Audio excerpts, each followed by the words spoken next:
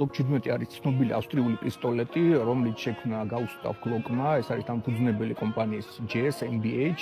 ეს მოდელი გამოვიდა 1982 წელს და დღემდე რჩება ერთ-ერთ ყველაზე პოპულარულ სამხედრო, პოლიციის და სამოქალაქო იარაღად.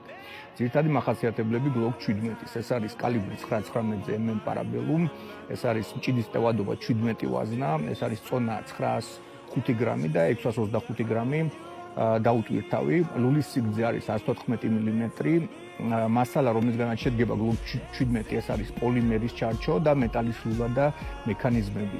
სროლის სისწრაფე არის 375 მეტრი წამში, მაქსიმალური ეფექტური მანძილი 50 მეტრა და კონსტრუქციისგან გამომდინარე არის ძალიან მარტივი, შედგება მხოლოდ 34 დეტალისგან და იშლება 4-5 მოძრაობაში და უპირატესობა Glock 17-ის სხვა პისტოლეტებთან შედარებით. პირველი ეს არის საიმედობა, Glock 17-ის მექანიზმი